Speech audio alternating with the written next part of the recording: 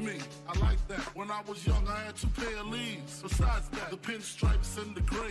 The one I wore on Mondays and Wednesdays. While niggas flirt, I'm throwing tigers on my shirt and alligators. You wanna see the inside? I see you later. Here come the drama. Oh, that's that nigga with the fake. Wow, why you punch me in my face? Stay in your place, play your position. Here come my intuition. Go in this nigga pocket, rob him while his friends watch it. And hoes clock it. Here comes respect.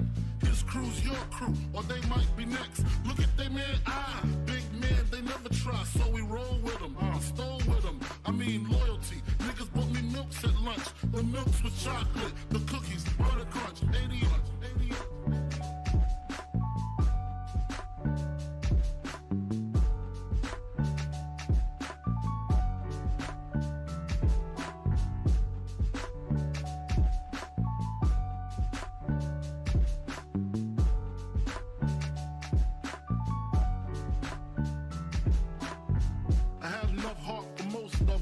I got stuff for most of them solved. Even when I was wrong, I got my point across. They depicted me the boss. Of course, my orange box cutter make the world go round. Plus I'm fucking bitches ain't my homegirls now. Start stacking, dabbled in crack, gun packing. Nickname Medina, made the scenes, took my Ninas. From gym class to in-glass, pass off for global. The only nigga with a mobile. Can't you see like total? Getting larger in waist and taste. Ain't no telling where this felon is heading. Just in case, keep a shell at the tip of your melon. Clear the space. Your brain was a terrible thing to waste.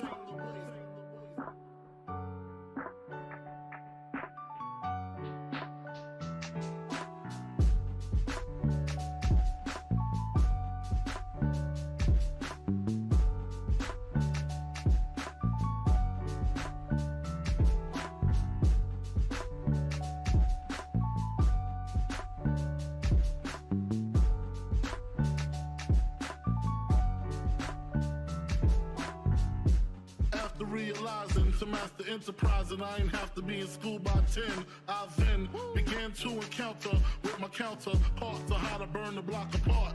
Break it down into sections. Drugs by these selections. Some use pipes.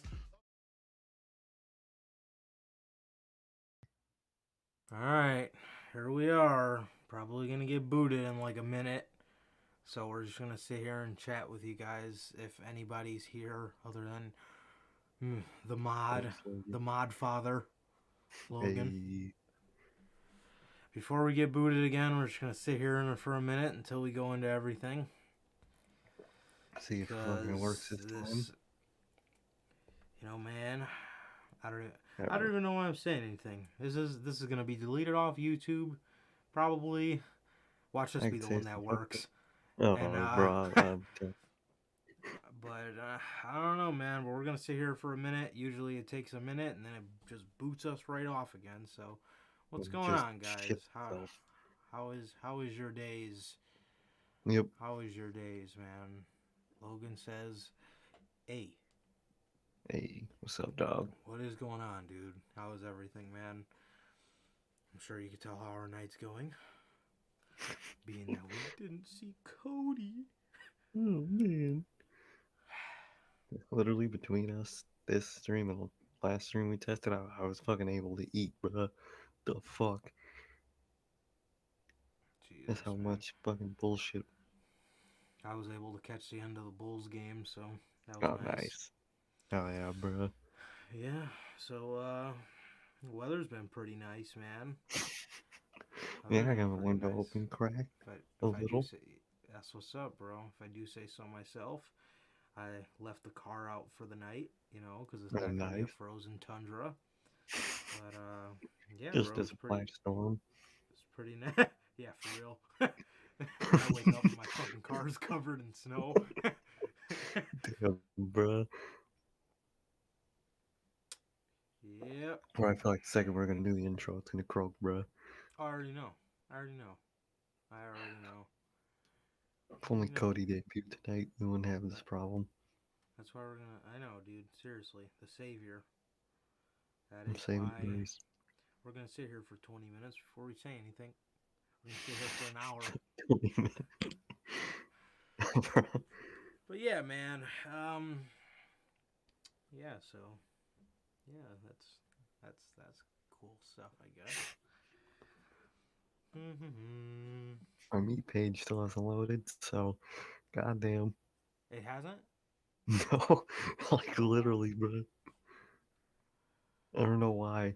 And you could see me fine, but to me, it looks like the page is still loading. This shit Bruh. makes no sense. I'll send you a fucking picture as we're waiting. Just waiting to be kicked off, guys. Nothing crazy here. Let's do this shit. It's gonna open. So I can't see myself in real time. That's amazing. There. Camera quality shitty, but I sent you what it looks like. What the fuck? It's literally still doing Jesus. that, bro. They'll probably do that the whole show.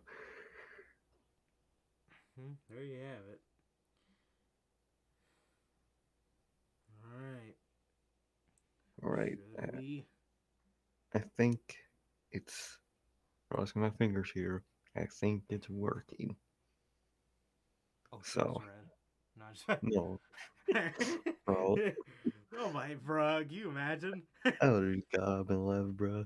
I would have went to work. God damn.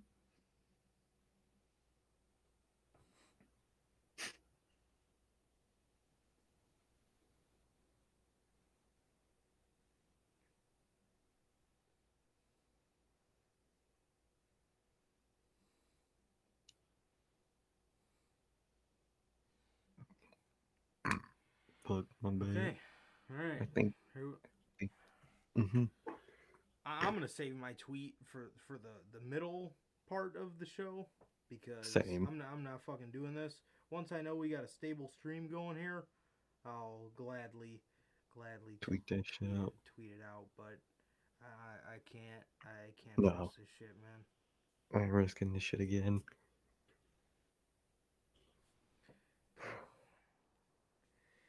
Um.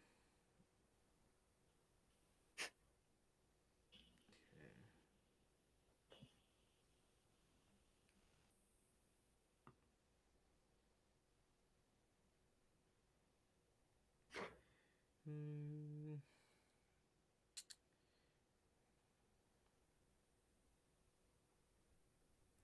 No, motherfucker. It won't let me save my fucking link now to the live. Oh, Maybe it's because of there's course. been 4 of them tonight. Oh, okay. They probably don't know which one to save.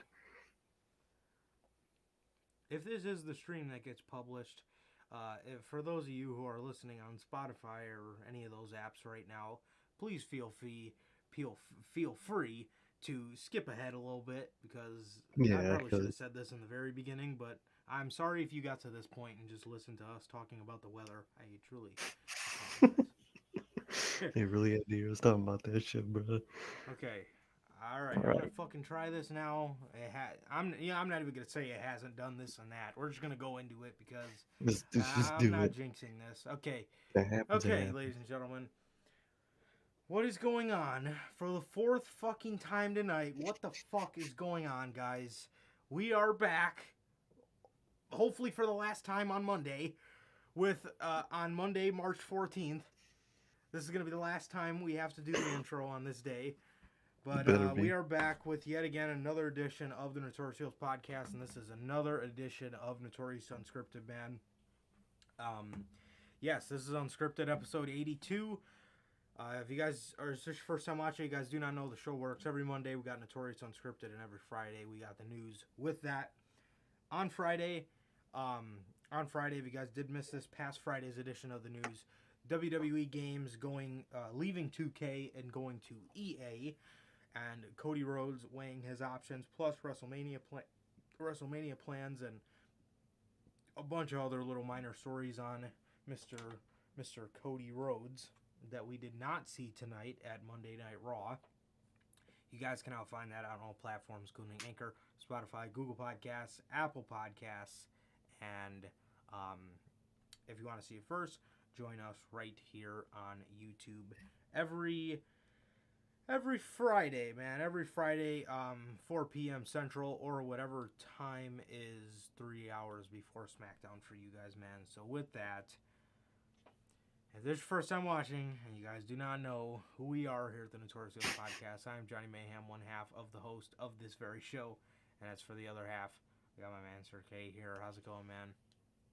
It's going pretty good, man. It was going pretty good. Got up, went to work, came home, napped, watched Raw, and then had to deal with this for fucking damn near 2 hours. But we're here. I think it. I mean, you know what? I'm gonna just get on. My day was good, man. So far, My so day was good. good. So far, so good. What about you, man? How have you been? Yeah, bro. Interesting day, man. Interesting day. Yeah, just Telling you. got up, went to the Fed, for 4 hours. Same, bro. But yeah, that was that, bro. Nothing crazy. Nothing crazy other than actually the wrestling news that dropped today. We'll get to that in a minute, but yeah, nothing crazy, bro. Just watch Raw. This was actually an episode of Raw that had a bit of an intriguing what if factor to it. And it fell flat on its Going face. into it, and the episode of Raw just fell flat on its fucking face, man. For AEW, we always say, like, oh, they should save them for the pay-per-view. And the reason we say that is because they always do great stuff on Dynamite, whether it's a promo or a match. But for WWE, they don't do anything on Raw so much to the point where we're like, yo, if he's going to debut, can it please be on a Monday so we can so there's something intriguing can happen on Monday Night Raw, but they save it for the pay-per-view. Not that those are great in their own right. They fucking well, sometimes those are even worse, but I don't know, man. I don't know, but yeah, bro. I tell you, man, just having it, and then I have to deal with almost 2 hours of this shit. I told Sir K this before we went on, man, but man, if you guys know the life of being a lower budget streamer, it's got to be one of the most frustrating fucking things on the planet, bro. It's genuinely have to be. Bro. It's time for some upgrades here at the Notorious Sales Podcast, bro. It really is. This shit is annoying. This shit is genuinely annoying.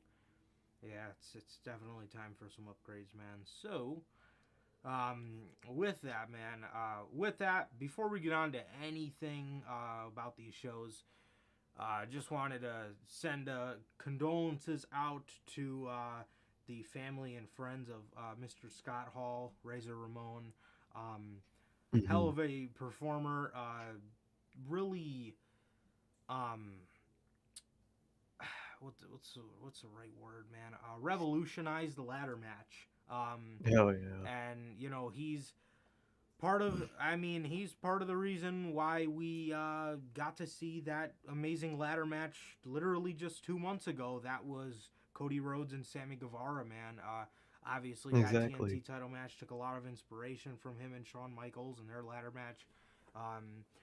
One of the original guys to jump ship to the other company, to the competitor. So a true trailblazer in his right, man, and he, like I said, blazed the trail for a lot of these guys that I'm sure he makes it. I'm sure his route makes it a lot more easier mentally for some of the guys that may be a little scared to leave WWE or they don't know what's going to happen. He had a career that paid off in that route, man, and he's huge inspiration, man, and it's truly, truly heartbreaking to see a legend like himself pass away. But yeah, he's never gone, man. He's never gone. Exactly. For a lifetime, for our lifetime, and for many other people's lifetimes, man. Razor Ramon or Scott Hall will always be talked about as, like I said, somebody who was a trailblazer. Like I said, one of the original guys to jump ship, which we see a lot today. And I said, somebody who truly revolutionized the ladder match and hell of a performer. And from what we all have heard on social media, I mean, none of us knew him personally, but from everybody that he worked with, truly an amazing human being, man. So I Truly, man. truly feel for Triple H, man, and Sean Waltman and Kevin Nash especially, and all of his close friends. It's a sad thing, bro. It's a sad thing to see. But It yeah, really is, man. rest easy, Mr. Hall. For sure, Truly, man. man. Rest in peace to Scott Hall, Razor Ramon. Truly, man. Rest in peace. It's great for the family that they have so much that they could see of him. At any time, they could look back and watch what he did on TV all throughout his life, and then probably home videos and whatnot, man. I'll never forget the video of him setting up the Christmas Oh, whoa, tree. whoa, whoa, whoa, whoa. I'll never forget that video, bro. But other than that, man, rest in peace, man. Why did he do that, bro? Oh my god, bro's a We're legend talking for about that. this man's life, bro. God damn it. It's a good part of his life, bro. Oh, When God. looking back, he's looking at the memories. That's my biggest one of him, man. But other than that, man, rest in peace, man. And all my condolences go out to his family. His son just goes back to look at that fucking photo. Oh, my God. That's what I would do, bro.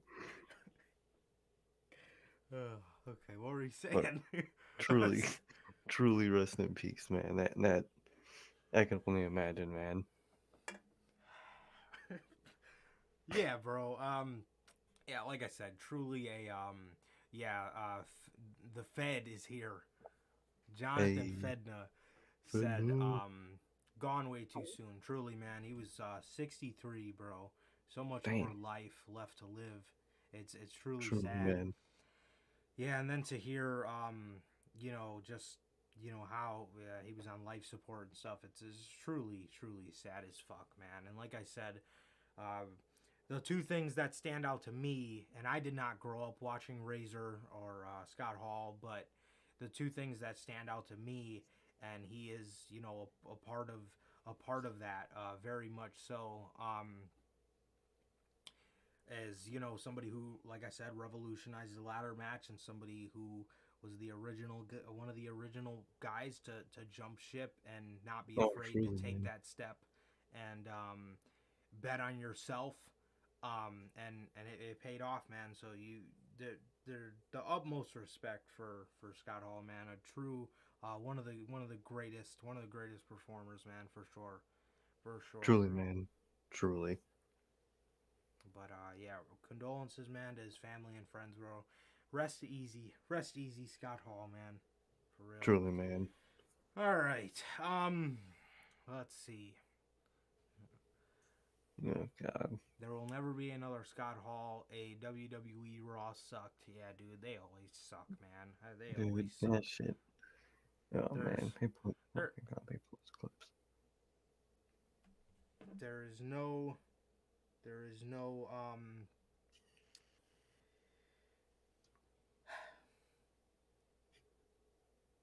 uh no hope for this show. That's what I was gonna say. Truly, bro. Just looking at these clips, my God. Good thing they posted them because it's been so long since Raw already. Already forgot.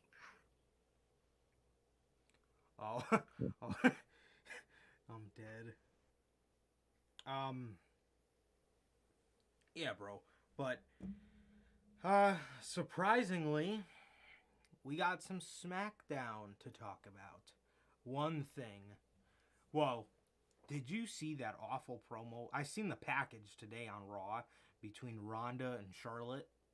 I did not. I don't think I paid attention at all during that part. Bro, Charlotte was like, "You will not tap me out," and and Ronda goes, "This was so funny." Ronda goes, "I already did," and Charlotte was just looking like, "Damn, what was my What? line?" Damn. Bro, that shit They was got her too ass, fucking bro. funny, bro. Charlotte was looking so salty at her, bro. I was like, damn, I Bruh. think she might have forgot her line and messed up. She Durante's probably in the did. chat. Durante's in the chat. He says, "Yo, my brothers, how's life and how's the family? Jesus fucking Christ, man, what the hell is going on?" What is going on, dude? I apologize, man. bro. I really apologize, bro. I said this. I'm not sure if you were here when I said it, but I said, bro, being a streamer with a lower budget than some of the other guys that stream, it's got to be one of it definitely's got to take the cake for one of the most frustrating fucking things on the planet, dude. Bro, I'm 'Cause telling you, this shit. impossible. It's ridiculous, but yeah, we're here and we made it work. We made it work, hopefully. And we're making it Hell work yeah, so man. far. But yeah, everything's going good with my family, man. Everybody's good. I'm good. How about you, bro? How is everything? Thank you for asking, man. Truly, man. Same. Everything's great, man. Truly great, man. Thank you. Yeah, aside from my stream just not being it, Literally. everything's good, bro. Everything is good. But yeah, we got a little bit of SmackDown to talk about with you guys. Oh yikes, man. One word. Butch. Bro.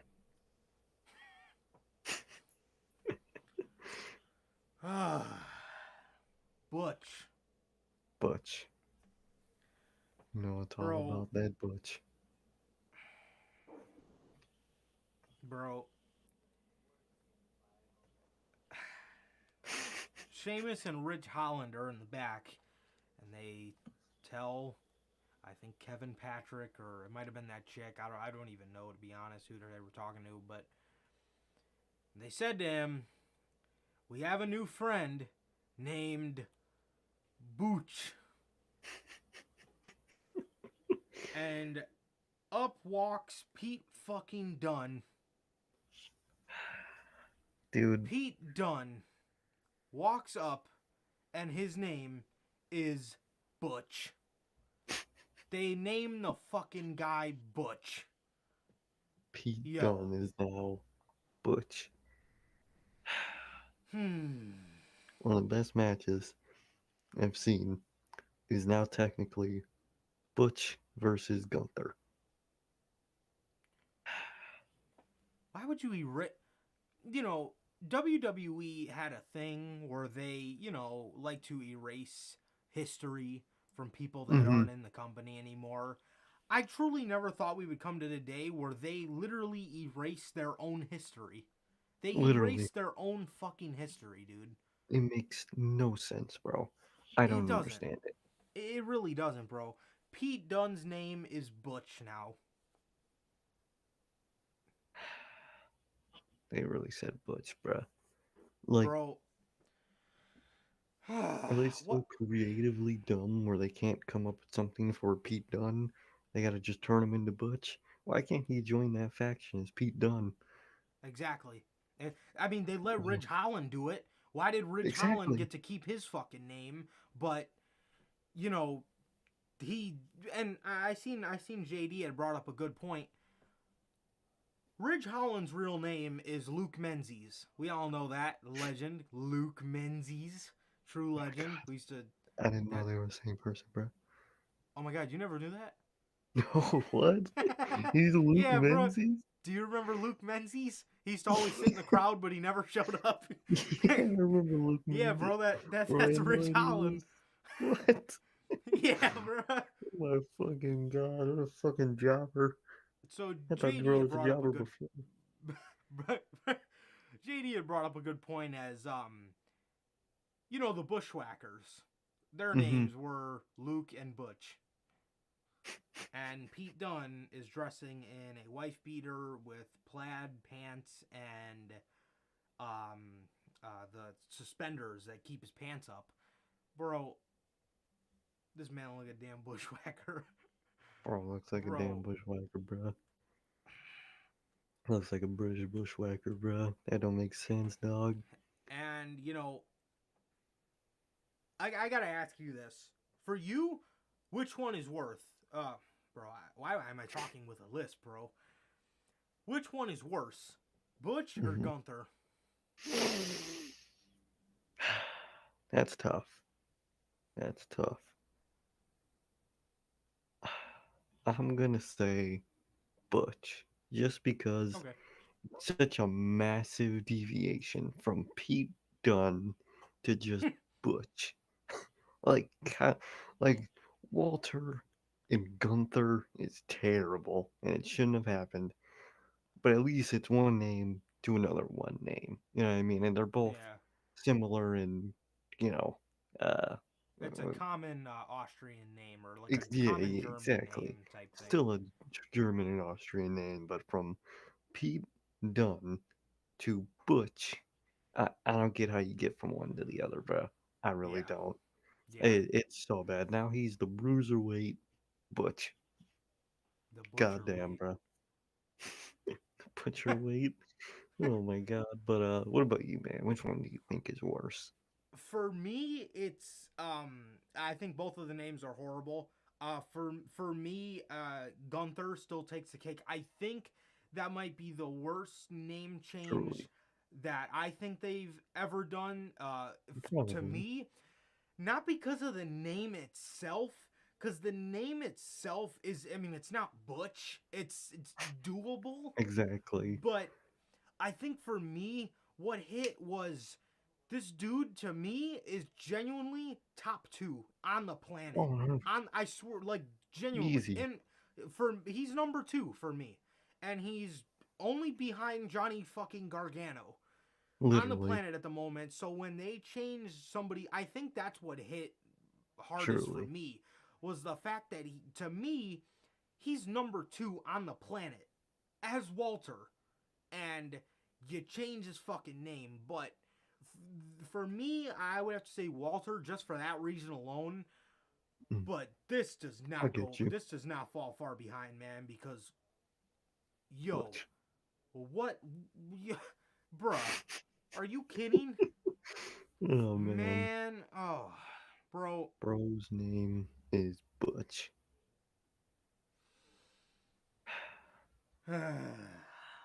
bruh. That shit And sucks, man. if this couldn't get any worse, I genuinely think he's going to be he's going to have the Jey Uso I'ma get him gimmick. He's Oh, just he going to will. be a little pit bull that just It's beats always the gonna hell want to out of fight. people. Yep. Exactly, bro. He's gonna be exactly like that, bruh. My lord, I feel bad for this fucking guy, man. As if things couldn't get any worse at the moment. I mean, he's already on NXT 2.0. He's already about as irrelevant as a fucking sandcastle. He's got fucking nothing going for him. You know, his career has just been uh Not just existent. it's just been non like the guy just has nothing going for him. Why they I don't know why they don't call Mustache Mountain to 2.0 and then you got yourself a good faction you can do there that they never really done. They never really explored the aspect of actually having that faction exist. Um Truly. and I think that'd be great for Pete, but not anymore. He is Butch. That is Like, his name is Butch. imagine in NXT 2.0 how cool it would have been if um D'Angelo had a faction versus Mustache Mountain, bruh. That would be some dope shit. But now he's on the main roster on SmackDown as Butch. He's got doesn't wear the fur coat anymore. I bet he doesn't even do the fist thing. Did he? Was he even doing the fist thing? No, I don't think no, so. he didn't do anything. No, he was just Like, punching. oh man, my and all the comments about him feeding his family, bro. I'm so tired of seeing it. He's feeding his family. Who cares? When that man gets released, oh, I can't wait to fucking retweet all that shit. I can't wait. What?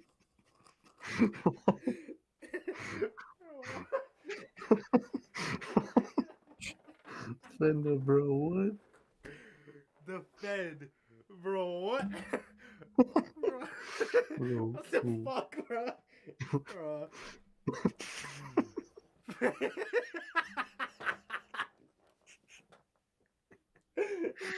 Bro, what the fuck? What the fuck? Oh my god, bro. I got his fucking Alan's phone for the archives, bro. I had to take a picture of that, bro. I gotta screenshot that. Hold up. What the fuck, bro? What the fuck, bro?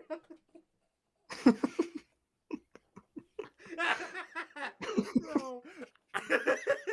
Bro, what the fuck was that?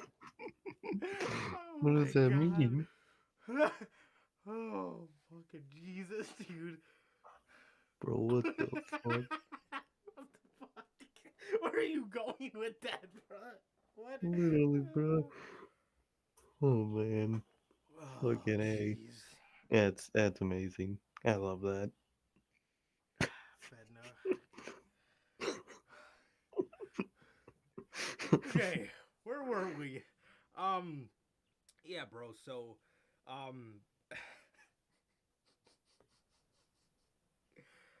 my God. Okay, so yes, Pete Dunne is Butch, and my lord, dude, I don't know what.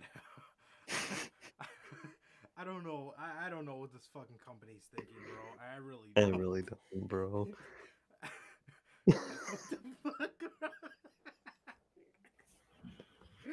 Oh man. Oh, man. Holy fuck. Literally, bro, they named the man Butch. I swear to God, I thought he was bald when I first seen him, but his hair was fucking in its hat. Ah, what's the joke? Fucking Durante. Bro, Durante, Yeah, bro, look at please just go about 3 messages up in the chat, bro. That's what we were laughing look at at. what our boy Fenda said, bro. Oh my God. Oh my Oh, God, dude. What the fuck? hell, man. Bro, Jesus. Okay. All right, man. So, yeah. And as if this night couldn't get any worse, Luke Menzies belly to belly suplexes Big E right on his Oh, head, and literally, bro. poor Big E breaks his neck. You know, Mhm. they it's not necessarily Ridge Holland's fault. I mean, you could clearly tell the guy felt bad. We hear the story that he went to go see Big E at the hospital. We know he felt bad, and we know he didn't, wake up that day saying that, he's gonna break Big E's neck. But Mhm. but so it's not really his fault. I seen everybody blaming the guy and saying that they should release him and he's reckless. No. I don't really see that as the case, man. What I do think, though, and this shows, is WWE needs to be more cautious with who they call up. Mhm. Ridge Holland was not ready. He was not. If anything, Pete Dunne was beyond ready by the time they called Ridge Holland up. So I think it would have paid dividends if you would have look at somebody like Nia Jax. It's Mhm. not necessarily just him. It's a lot of people. They It's call a these people piece of Dana cake. Brooke. These Yep. people should have stayed in NXT. There's absolutely no reason why they needed to be called up other than Vince likes their look. Look at Omo. They put the guy with Exactly. AJ to learn how to wrestle. First of all, Still that's not couldn't. AJ's job. And second of all, how is somebody the size of AJ supposed to teach somebody the size of Omo how to How wrestle? to run. That's two completely different styles they're gonna have to learn. What do you want AJ to teach him how to do a fucking phenomenal forearm? Like, Like he can do that shit. um, uh, but yeah, bro. I don't know. They need to be more cautious with who they call up, and yeah, man. I mean, it's it's just gonna lead to more reckless stuff like this, bro. And I know it was an accident and it's not his fault, man. But just and like I said, it's not just him, bro. The reason a lot of these injuries happen is 90% of the time the people that are in these spots with these like horrible injuries, you know, Mhm. they should still be in NXT. They should still be in Mm-hmm. NXT because you don't want to put them in a spot where they're under a bunch of pressure and they're not even fully, properly trained. You know what I mean? Exactly. They just need to be more cautious with who they call up and stop calling people up just because you like how they look. Because shit like this happens. And now we're hearing that Big E's in-ring career might potentially be over. That would be fucked. That would be real fucked, man. All But for all for a belly-to-belly suplex spot 3 months before or 3 weeks before WrestleMania that didn't need to happen. A belly-to-belly suplex on the outside on a random why? episode of SmackDown. Why is that needed, man? Doesn't make sense, man. Really doesn't. It doesn't, bro. It doesn't. They need to be more cautious with who they bring up, and you know, it happens. It happens a lot of the time, man. With these people in NXT, these people get called up too early, and they always end up injuring somebody or injuring themselves. Man, it needs to stop. You just need to be more. I'm not saying it's his fault. Like I said, I'm sure he woke up. I'm sure he woke up. How he normally wakes up. I don't think he woke up saying that he's gonna break Big E's neck today, but it Exactly. happened, and these people need to, be trained to the fullest extent, bro. They need to be ready to go by the time they hit the main roster. They should not still be learning how to wrestle when you're getting called up to work on national television. It's just Exactly, how bro. it is, bro. It's just how it is. Exactly, bro. So, like I said, I'm not saying it's the guy's fault. I'm sure the man felt bad for what he did, and we know he did. But at the end of the day, man, this is more of WWE's fault than it is of his. Exactly, The man. guy comes from Exactly. rugby. He's not an indie guy. He had no prior wrestling experience, and you called him up because you like how he looked. And now Big E is sitting out probably for the next 6 to 9 months with a broken neck. So Could have been all avoided, man. Easily. mm-hmm. If you just keep people in the PC and have the PC work, because apparently the PC doesn't work anymore, but have it work and keep them in there till they are ready to be called up to at least NXT.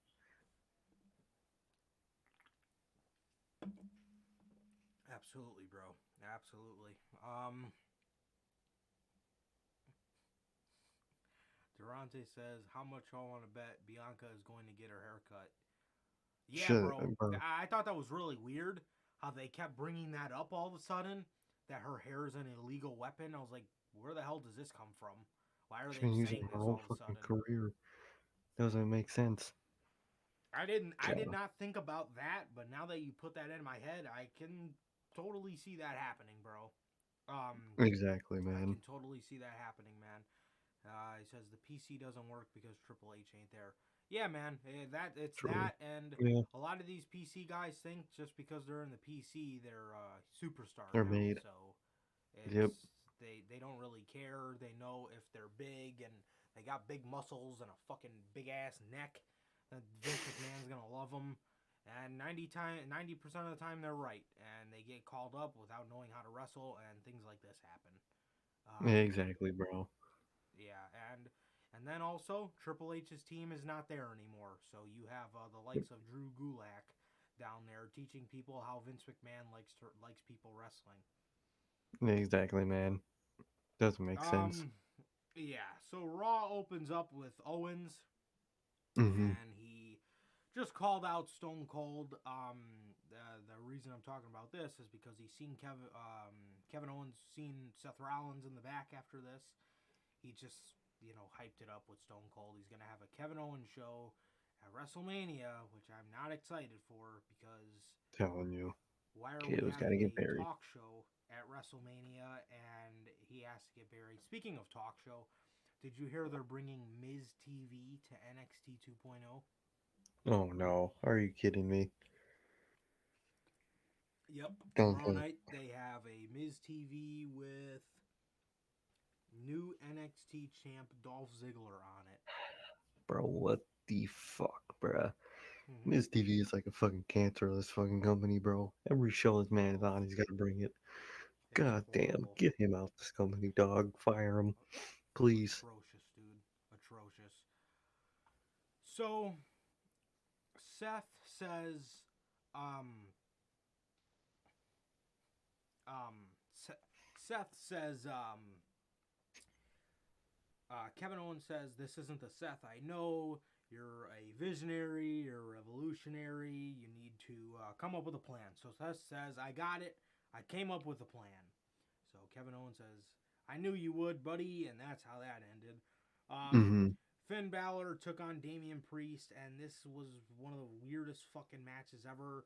For whatever reason, Austin Theory came out with his fucking cell phone and just sitting there for commentary, and he has nothing to do with this. Then after the match, he did something, and then, like, why was he in this? This has nothing to do with his Mania match. It's already confirmed. Yep. What was the point of all this? Yeah, he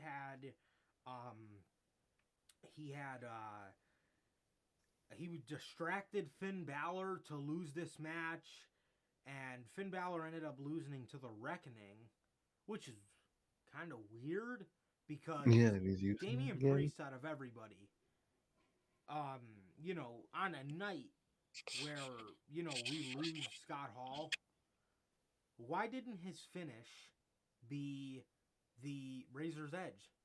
Yeah, exactly. He's been using it. He used it in the match. As a matter of fact, he did the Razor's Edge to Finn on the announce table.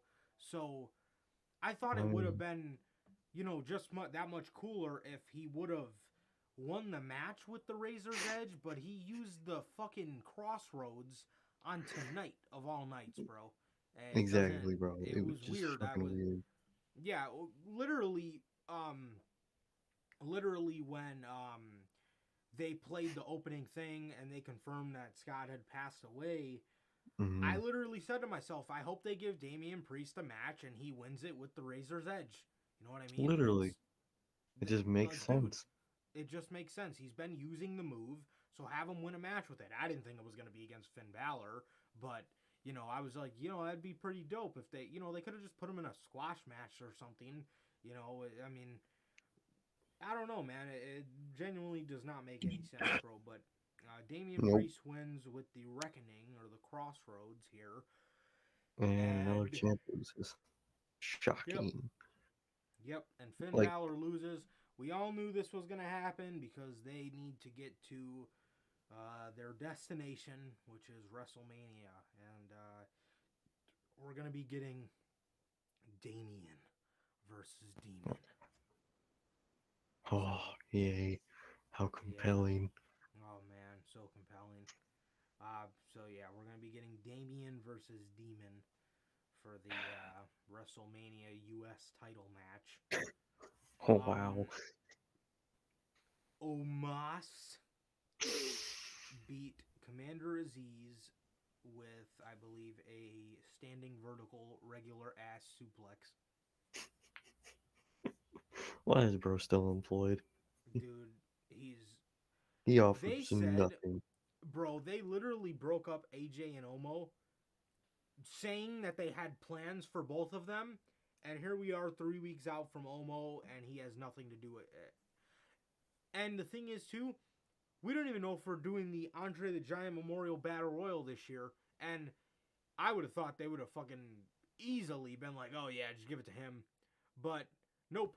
I guess the ship has sailed on that. Exactly. Maybe, and now this dude really has nothing to do. No, bro. Now he has literally not a thing to do, man. Who's he gonna face, Seth? Who's he gonna fucking face at WrestleMania, man? Veer? Oh, I hope so. Veer. He's coming. Apparently a little too literally, bro. What? You seen that image, bro? We all have.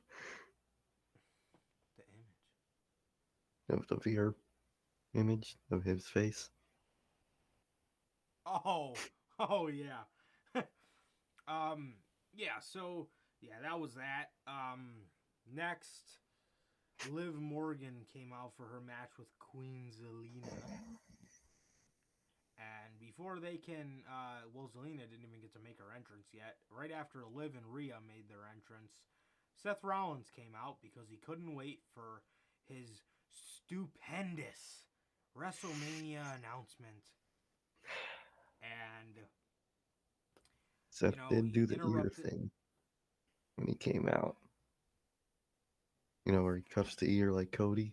He did that for a split second when he came out. Cody used to cuff his ear?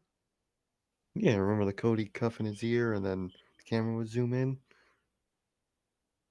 Oh, yeah. Yeah, I remember him doing that a couple of times. Yeah. Yeah, Oh, yeah, yeah, he yeah, did yeah. that thing. He did that motion very quickly. Hmm. Interesting. Interesting, Very. bro. Yeah, but Seth, he couldn't wait. He had to come out in the middle of these entrances to tell us what was up. So he asked Kevin to come out there and he says, "What if I did a talk show at Mania and my guest was Stone Cold Steve Austin and we can both interview him?" Kevin was very Bro, upset. what? Mm-hmm. He said, "No, this is my idea." Sonya Deville comes out, and this is where I thought it was going to happen. I was like, oh, okay. She's probably about to announce Cody. No. She announced the Nope. main event for tonight's Raw, and it's going to be Seth Rollins versus Kevin Owens, and the winner gets to interview Stone Cold. Wow. What a Way to fucking. knock off the fucking prestige of that one. Literally, man. As it didn't, it already had 0, but way to make it more uninteresting. Have these two fight over it. That makes it seem a lot less personal on Kevin Owens' part. That doesn't make any fucking sense, man. But yeah, that was the main event. That's what that set up. It was completely awful. Exactly, bro. That shit was god awful. WWE cock teasing this crowd. WWE, like I said, just cock teasing this crowd, and now this crowd thinks they're gonna see something in the main event. Did they? Well, we'll get to No. that in a couple minutes here. But Rey Mysterio and Dominic beat the Hurt Business, and then they tried to jump Logan Paul, and this dude has zero to little ring awareness. He was flopping around like a damn fish trying to hold on to the fucking ropes. It was awful, man. Him and Bro, it Miz was were so on bad. commentary, and Jesus, man, he's pushing Rey Mysterio around like a high school bully. Fucking atrocious. I seen a Shit. tweet. Mm-hmm. Someone said, "Why in the world? Why in the world do Kevin Owens and Seth Rollins have to fight for a WrestleMania spot, but Johnny Knoxville, Pat McAfee, and Logan Paul all Get have it gifted. matches?" Literally get that shit gifted to them. Makes no sense, bro. Makes no It sense. really doesn't. God. Unbelievable, bro. Edge comes out to a new theme song by Alter Mm-hmm. Bridge. It sounded okay. I honestly wasn't even really paying attention to it. I think I walked out of the room for a second, but my TV can kind of be a little loud, so I heard like a new song playing, but I didn't really hear it. It's from Alter Bridge. It sounded pretty good from the little bit I heard of it. It's gonna be a little weird at first though. And It's another gonna be thing, pretty weird. Mm-hmm. why can WWE license out music for Edge but not Not for anybody else? anybody. Doesn't make sense, dog. I don't get it. Of course they could do it for Edge. Can't do it for the people that are gonna be here in the next fucking 10, 15 years. Yeah, yeah, bro. Oh yeah, that was the name of his talk show. Freaking speaking with Seth freaking Rollins.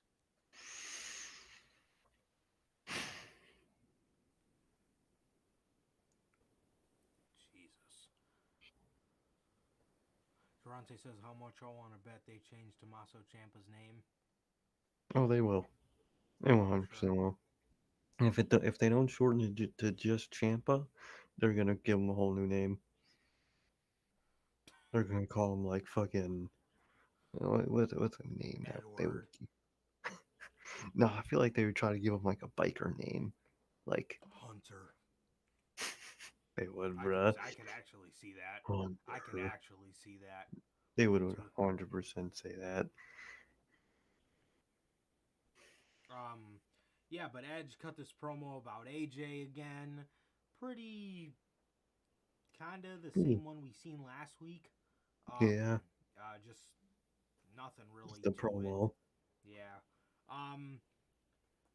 Bianca Belair face Dewdrop again. again. I believe she won the match. Yeah, she won the Yeah, match, she did. and Becky Lynch beat her up afterwards. According to Corey, Dewdrop ain't rolling alone. And who is behind her? Nikki A.S.H. I thought she said superheroes don't need friends. Literally, bro. Dude, I don't get it. I'm done with this women's division. It Same all thing with sucks. Rhea. Why would it Literally, make sense for Rhea to jump right back into a tag team? it doesn't. Doesn't make a lick of sense, bro. Doesn't make a lick of fucking sense, dude. But Becky Lynch beat her up afterwards, and they kept bringing up how Bianca Belair's using an illegal weapon. How much do you want to bet that Bianca and Becky are going to find themselves in some kind of no holds barred match, and it's going to be lame as hell? Oh, you know it. So they You can, fucking know. because Becky put her head in the chair and rammed her into the ring post, and now she has severe throat punctures or something like that. Some serious fucking injury that she's gonna be back from in 3 weeks. Not even 3 weeks. Just I bet we'll see her on Monday in a week. yeah. Oh, I'm sure. I'm sure we will. I'm sure we will, bro. But yeah, she's under medical evaluation now. So Oh, God. Fucking kill me. yeah, that was that. This continues to be just some of the most Terrible. uninteresting television I've ever seen in my entire life. Um, RK Bro has a tag team party before Hmm. WrestleMania, and Orton talks about how he's having so much fun with Riddle and how he planned this party for him, and Riddle's talking about how he's the best and how he's his best friend and this and that, and it's like, okay, all right. So the Street Profits come out. And these guys, I'm waiting for them to turn heel because Hmm. they sounded pretty damn cool as heels, and WWE never pulled the trigger on it. Yep. I don't know if they're saving it for Mania, but by the grace of fucking God, please, I think they would be Please. awesome heels, bro. I think they I would be think awesome heels. that will be their what works for them because baby faces are not it for those two. No, no, not at all, bro. Not at all. Completely it's completely annoying and just fucking stupid, man. I hate it. I hate them as baby faces, man. Um, they need to be heel. I would like them to turn heel. Maybe even at WrestleMania would be a nice spot for them to turn heel, man. But something for these guys, dude. Something. Um, yeah, man. So they tell Riddle and Orton that they're not asking them for the match. They're telling them to give them the match, and they get all serious. And I was waiting, and Riddle and Randy kept turning around and looking at the crowd. I was waiting for them to hit Just them, attack. but no, they just stood Stood there. there. Just And let it happen. yeah, that was that. So uh, Fucking Randy raw. said, yeah, for real. Randy said nobody's ever told him what to do in this ring, not even Vince McMahon, and he said neither are you. And he told him that he told him that Riddle said they accept the challenge, and he challenged Montez Ford to a match because he didn't like the way he was talking to Randy. And Oh man, yeah, Randy is that was wrong about that though. There's one person that tell him not to do things, and it's Stephanie McMahon. We all know why. true. Very true. She got bro to Yeah, stop pissing in bags. she did. All She right. did tell him what to stop doing. Um. I miss that era of Orton, bro. That shit was hilarious. Oh my god, I miss Creep Orton, bro. Bro was really creeping. That shit was So amazing. yeah, uh, yeah, that shit truly was one of the funniest versions of Randy Orton. Really, Um. bro. Oh yeah, during the segment too, Randy gave Riddle a pouch of weed as a gift. Literally, bro. So funny, bruh. These two. That shit was Uh, great. so Riddle and Montez are having this match, and Otis comes out and attacks Orton, Hey, and he attacks Riddle, and they beat down both of these teams. So I guess you can throw that out the window of the Street Profits turning heel, because now for this Mania match we actually have a third team that is a heel, and I in highly this doubt that scenario. the Street Profits are going to turn heel here. I highly doubt it. Exactly, bro. God damn. Um, yeah, bro. But yeah. So that was that, man. I mean, dude, can you be any more fucking less creative, bro? A triple threat Literally tag does. team match at Mania, and not because it makes sense, but because the simple You want to fact get the money. that they want to get everyone on the show. Doesn't make sense, dog. Shit is terrible. I cannot stand Gable and Otis lately with all this fucking shit and bro, they've been insufferable. They went from really good to completely insufferable in like 3 weeks. Yep. Yep. That's the Very power of bad. Vince McMahon for you. Yeah, absolutely. Um, yeah, WWE television just fucking sucks, man.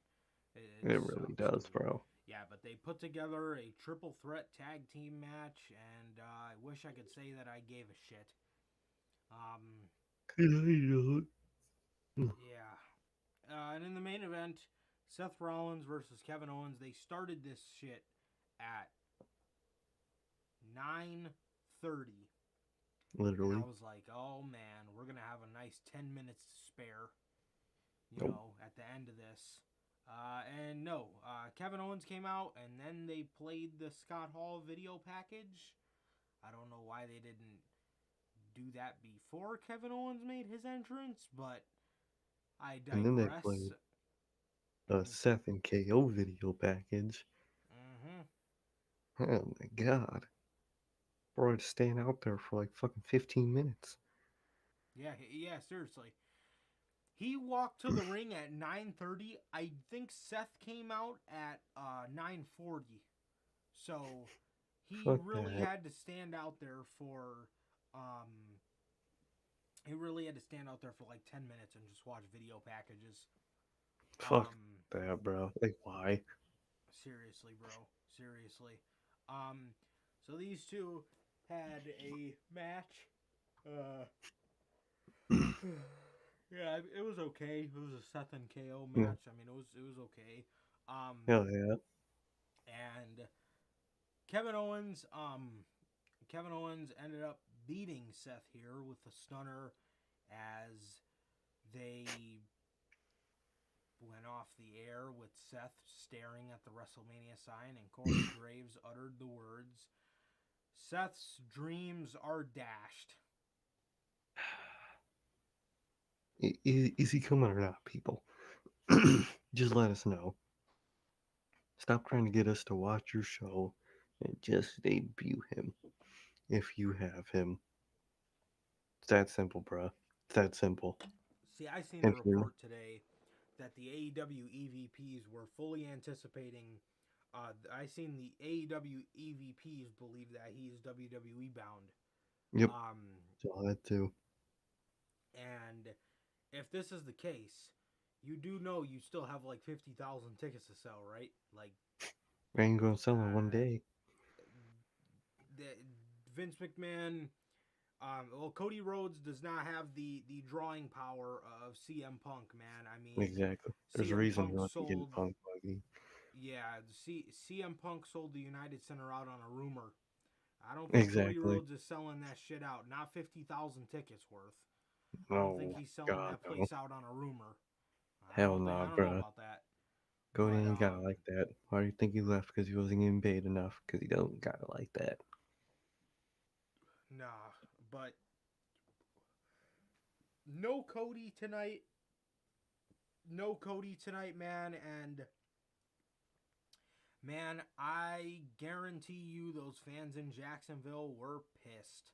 I guarantee you they were fucking pissed, man, because they teased it all night. They teased it all night with Seth coming up with something, and then he comes out there in the middle of the show. The first time he said he had something, the people were chanting Cody. We seen Damian Priest do the Crossroads. That could mean two things. That could mean they don't have him and they're letting him use it again, or that could mean they're trying to tease. Could be. Could be either One of or. two. Mm-hmm. And then you have him, do the main event, and you keep the fans there for 3 hours, and a lot of those fans were probably AEW fans just coming because they're huge Cody fans. And they Exactly. had to fucking Probably. sit through Raw Oh, and watch Bianca Belair versus Doudrop. hell nah. I am telling you, bro. I'm telling you, man. Yeah. Atrocious, man. Atrocious. I don't know. I truly, I don't know, man. Like I said, I don't think he's selling that place out on a rumor, so it's gonna be weird, bro. It's really gonna be weird as to how they're gonna do it and how they're gonna follow up with this. I believe they're here next week, so you know, another one of AEW's homes was Chicago. Mm-hmm. Uh, maybe they do it there, but Chicagoans are not really too fond of Cody. The Hell last not. time he was here, so yeah, I don't know, man. But Literally. actually, let me see. I believe they're here next week. Let me see. Oh man, we should have went.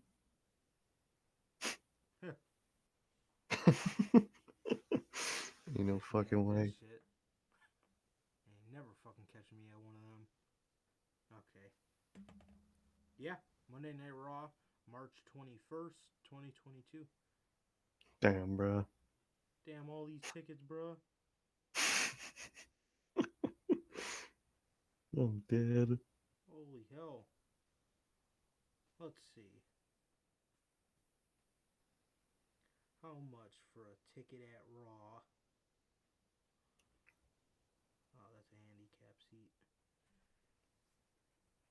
Where's a good close seat? Let's see.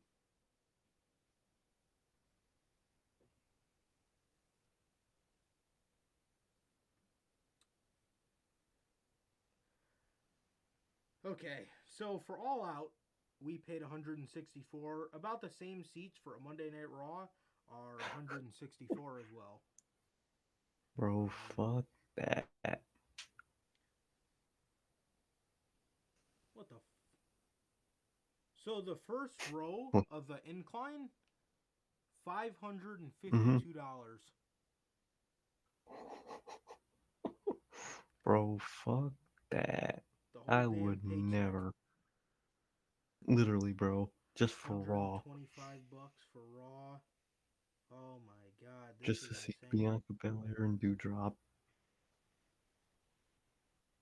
That don't make Holy sense, hell, bruh. man. That really don't make fucking sense. 100, 200 for the incline. Wow, like where we sat at All Out, kind of. Damn. That's insane, 500. dude. That's crazy. $500, bruh. Anywhere from $200 to $500. God. Crazy, crazy, crazy. Fucking Raw. Man, oh man. Yeah, man. But another one of AEW's homes is Chicago, and I feel like I feel like then again, I feel if they do have him, I feel like Cody might have told them that he didn't want to debut tonight Could be. because he just didn't want to disrespect AEW like that. Could be. Could be. That I could could see be it. that could be a possibility as well. Which I could see someone like Cody doing something like that. Yeah, man. So that was Raw. And as for Cody, I don't know what's gonna happen with him, man. I had a feeling he wasn't showing up tonight, but if there was any intrigue to an episode of Raw in terms of us possibly seeing somebody and something actually happening on Monday Night Raw, It's it coming week. completely shit the bed. It Bro, it completely really shit the did. fucking bed, man. It just completely did. failed. Fell flat. Shocker. Yeah. Yep.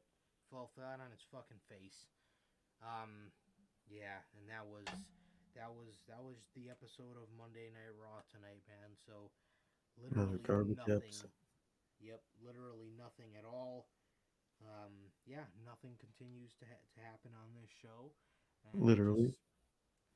I don't know. Cody Rhodes isn't even gonna be able to save this shit, man. I don't know what people are thinking, bro. But he ain't gonna be the one. Nope. Ain't no way he's saving nothing.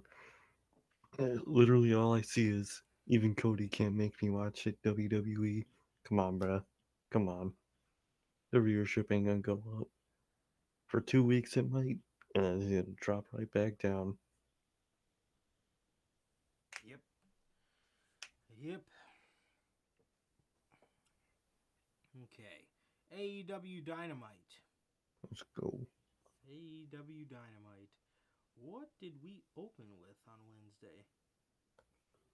Shit. I forget. Oh, was it was Jericho. Oh, yep. Chris Jericho makes his way to the ring. And he looks to have dyed his hair, and he kind of put it to the side a little bit. He looks good. Mm-hmm. He looks a lot Yeah. younger. He looks a lot Looks younger. way better. Yeah, and he doesn't look like an old. He doesn't look like an old man anymore. And he's in very good shape as well. He's in very good shape at the moment. So Jericho comes out, and I knew from the get-go he was just acting way, way too nice. I knew he was acting way too nice, and it was weird. It was really weird. Oh, yeah. And he was like, he went back on his word, and his word means everything, and this and that, and I was like, okay. So he wants Eddie Kingston to come out and shake his hand, and he wants to apologize and pay his debt to Eddie Kingston. So Eddie Kingston comes out, and he did this motion where he like smiled and like shaked his fist, like he was just happy. He was like, yeah. And Yeah. I was like, okay. I was like, nobody fucking He about acts to like do some that. shit. I'm like, he's gonna do something. So Eddie comes out and he says that he did not need that handshake.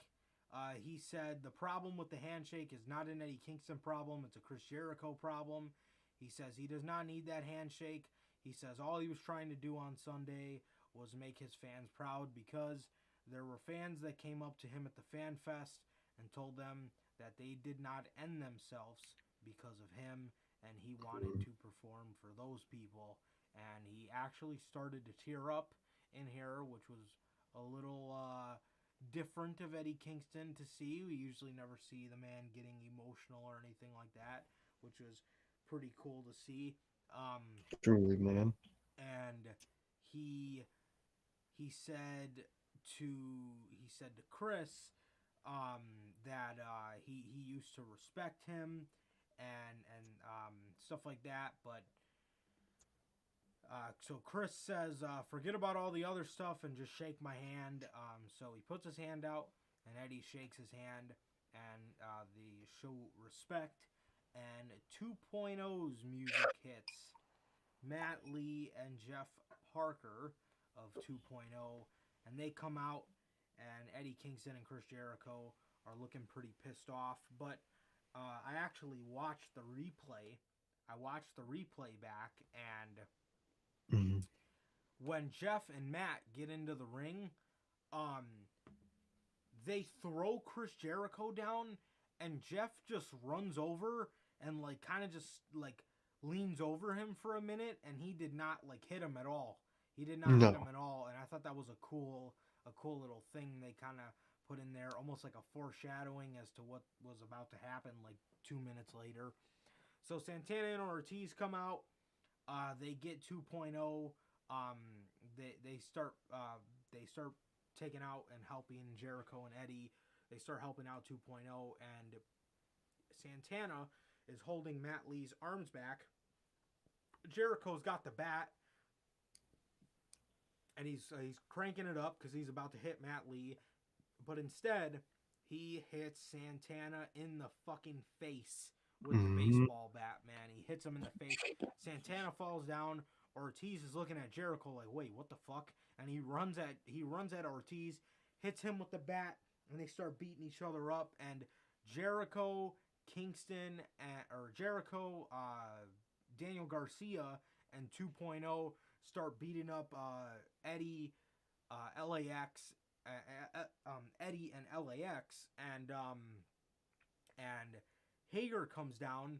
He gets in Jericho's face. He asks him what the hell he's doing, and he runs at Jericho.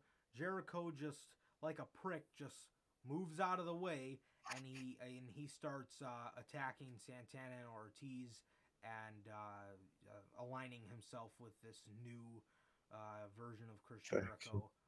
Yeah, exactly. See,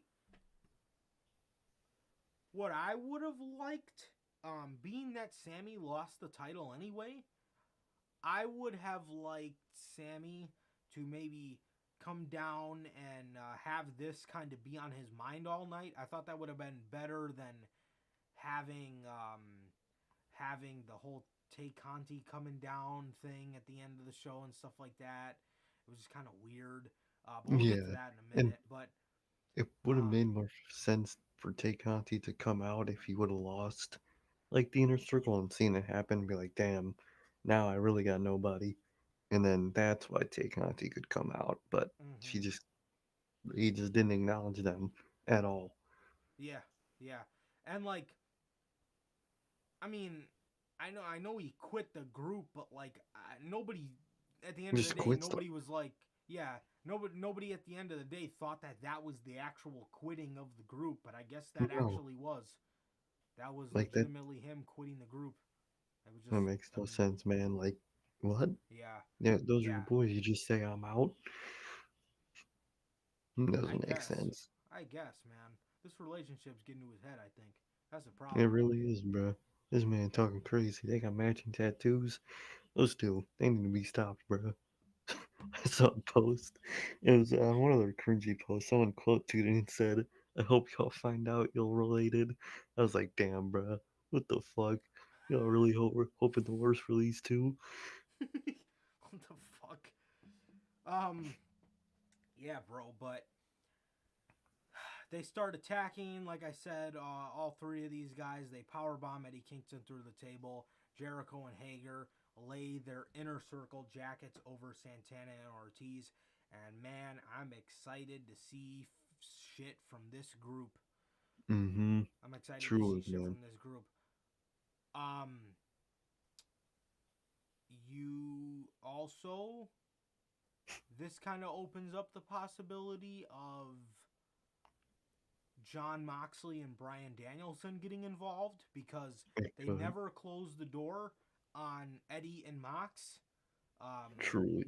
They never closed the door on that, so you kind of got that, because at this point this is a 3-on-5, so you have that option of Mox and Danielson getting involved in this. But this is the worst part. This was a great beatdown. This was awesome. This was a great beatdown and stuff like that. Great betrayal. I thought they did this fantastic. An actual heel turn. Shocker. Yes, an actual segment where someone turns heel, and it is the turning of tides of a character right in Wow. front of us. I How couldn't hard was believe it. that? I Couldn't have done that with genuinely, Kenny. I'm telling you, bro. I'm telling you, I couldn't believe it. Kenny just became heel gradually, I guess. Or his heel turn was him letting Gradual. Hangman fall on the ground. That was the turn. That was a turn, bro.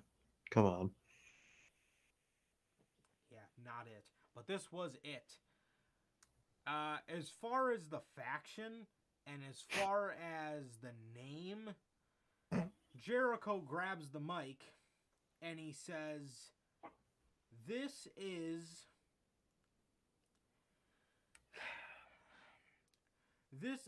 the Jericho Appreciation Society." And that's it. That's the literal name of that faction. It's on a shirt and everything. You mean to tell me Daniel Garcia is going to have to walk to the ring representing a group called Jericho Appreciation Society? Come on, bro. They couldn't call them the outer circle, the inner square, The something. Outer Circle? Come on, bro. Like Jericho Appreciation Society. What kind of fucking name is that? Can you be a little more fucking creative? I mean, A little my more. God. Dude. And I said this on Wednesday. I texted you guys in the group chat. I Mm-hmm. said, this is very reminiscent of what he originally wanted the original name of the inner circle to be called. It was supposed to be called Chris Jericho and the Acclaimed. You know what Like, I mean? Like what's his name gotta be? he wanted something with his name in it, and the other guys just look like fucking idiots. Like, why are they in this group? You know what I Exactly. mean? But it's all Uh, about him. Daniel Garcia, like I said, could have been a part of a group with Danielson that would have been awesome. But Perfect. instead, every time he comes out, they will most likely say representing the Jericho Appreciation Society. Come And on, same bro. thing with 2.0. And my Yep. problem with this group is you literally did nothing here. You did nothing. Oh, they're back at You square one. Yes, you took LAX, took them out, inserted 2.0. You took out Gavarro and put in Garcia. It's literally the same fucking group. Yep. The same group. Same system, tag, Eh, singles, bodyguard, Jericho. bro, you Bro, like, you for the longest time have done nothing but overshadow LAX. oh And yeah. now that's going to have to be 2.0. Yep. For the longest time, again, you overshadowed Sami Guevara with Chris Jericho. And now that is going to have to be Daniel Garcia. Like, bro, why? Why did Jericho have to have this group? Why can't it just be him and Hager doing shit? Seriously. I Seriously, don't bro. get it, bro. I don't get it, man. Doesn't make any sense, dude. It doesn't make any sense. And, I've seen people loving this. I'm going to let it play out. I'm going to see where they go. I'm going to see how they try to make this different. I'm going to see if it is different at all. I'm going to kind of see what comes of it. But I don't have a good feeling, and I don't think it's going to be, bro. I think this is going to be another thing where it's just all about Jericho. The group is literally named the Jericho Appreciation Society. That's That's gonna be the trash. inner circles bullshit times 10, bruh. Whole reason I was excited during that segment is because LAX are on their own now. Thank Yes. Christ. Yep. Yep. Yep, absolutely, bro. But, as far as the segment, I loved it. As far as, what happened, the what happens now part is the part that doesn't excite me because you're looking at it right in the face, bro. You're looking at it right in the Exactly. face. It's already 2.0 happened is before. going to be overshadowed. Daniel Garcia is going to be overshadowed. And the thing that's clear as day is they are involved in a group called the Jericho Appreciation Society. Come on, bro. Come on. If that ain't a sign. The way they treated the Inner Circle, you might as well have called that group Chris Jericho and the Acclaimed. You might as well have named it that. Might as well. Because my God, that's what they were. Yeah, bro.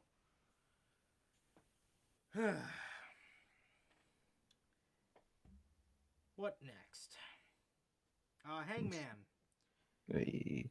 Hangman versus Dante Martin. This was a quick, 8-minute match. Great match here for the time that they were given. Nobody expected too much from this. Yeah. It was a nice little match. Yeah, for sure. Hangman, got on the mic afterwards and told Dante Martin he's a hell of a competitor and he did the unthinkable while his brother was gone. He made the most of his situation. Adam Cole comes out and he tells Hanger that he's gonna make his life a living hell, and he has two guys that know him better than he knows himself for next week, and he's gonna challenge them and Jurassic Express to a 6-man tag. Hangman says, "Okay, go ahead and get him." He thought he was talking about the Young Bucks. Yep. And later on in the night, Adam Cole's talking to the Bucks, and he's started talking to him about the match, and the Bucks said, if it's about Hangman, we don't want nothing to do with it. Bro, Dude. I love it. Loved it, bro. Love it, dude. I fucking love it. And Adam Cole's like, okay, well, he pretty much was like, okay, well, fuck you guys then. I wasn't going to pick you guys anyway. I'm going with... Yeah, and he said he's going with Red Dragon, and he seemed pretty pissed off at the Young Bucks, man. So, he seemed really annoyed. Loved it. Yeah, yep. Because, like I said, he tried talking to him about it, and the Bucks were very quick to shut him out. They were like, no, we told you if it has to do with Hangman, we don't want nothing to do with it. So, really... Yeah, he was... Go ahead. Oh, yeah, he was pretty pissed off, man. He was pretty pissed off, and he told him he wasn't going to choose them anyway, and he picked Lashley... Lashley? What the fuck? O'Reilly and Fish. Just fucking Bobby Lashley showing up. Just picked Bobby Lashley for the fucking match. The fuck, man? I don't know who I was thinking about. Lashley. I don't know who I was thinking of, bro. He picked O'Reilly and Fish. So yeah, next week we got Jurassic Express versus Jurassic Express and Hangman versus the Paragon. So very interesting here, man. And also with that, there was also a segment in the show too where Hangman was backstage with the Dark Order, and they said they were telling him, which one are you gonna pick? Are you gonna pick Stu and Uno? Or are you gonna pick me and Uno, or Silver and Uno, Alex and Silver? And Hangman was like, no, actually, I went to Jurassic Express and they asked me and I couldn't kind of say no. He made it sound like it was like an awkward situation where he had to say yeah.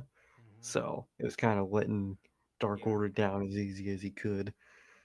Yeah, he said, yeah, they came up to me and they wanted first dibs at Red Dragon for I don't know, they have unfinished business with him, I think he said, but and Dark Order was kind of pissed off. Alex Reynolds had walked out of the room as soon as he came in again. Oh, yep.